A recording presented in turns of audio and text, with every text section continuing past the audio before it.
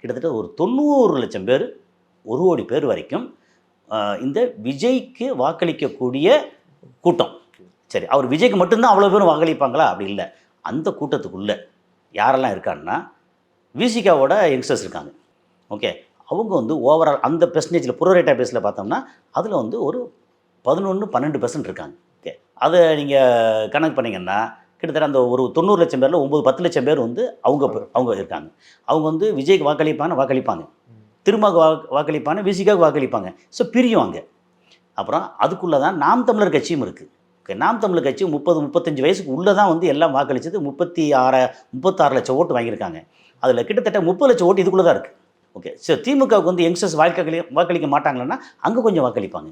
அது வந்து இந்த கூட்டணியோடு சேர்த்து விசிக, திமுக, இஸ்லாமிய கட்சிகள், காங்கிரஸ் வந்து அது இப்போ தொண்டரும் இல்லை, இதுவும் இல்லை, இல்லாத கட்சி வச்சுங்க, அதை விட்டுருங்க.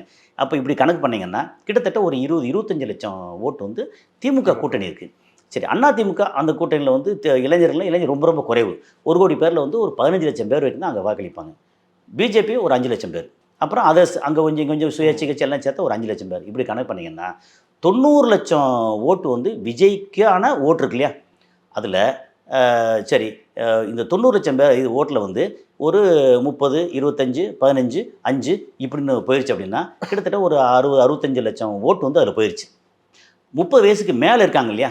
அதில் வந்து கொஞ்சம் திமுக மேலே அதிருப்தி இருக்கிறவங்க, அதிமுகவை பிடிக்காதவங்க, ஓகே இந்த கூட்டணி இதெல்லாம் வேண்டாம், நமக்கு புதுசாக யாராக வந்து ஓட்டு போடுமே நினைக்கிறாருங்கள, அவங்க வந்து ஒரு 40-50 லட்சம் பேர் எடுத்துங்க.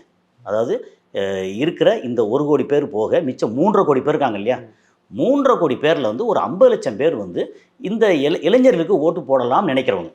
அப்படி எடுத்திங்கன்னா டிவிகே மட்டும் இல்லை, நாம் தமிழர் கட்சி, விசிக, எல்லாத்தையும் இந்த இந்த இந்த கணக்கில் எடுத்திங்கன்னா இந்த ஒரு 1.5 கோடி பேர் மொத்தம் ஓட்டில் வந்து ஒரு 70 லட்சம் ஓட்டு வந்து இவங்களுக்கு பிரிஞ்சு போயிடுது.